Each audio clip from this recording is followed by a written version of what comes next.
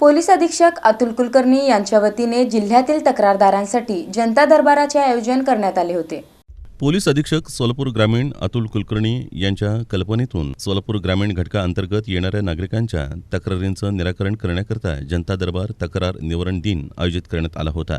दरम्यान पोलीस मुख्यालय सोलापूर ग्रामीण इथल्या अलंकार हॉल पोलीस मुख्यालय इथं जनता दरबाराचं आयोजन करण्यात आलं होतं।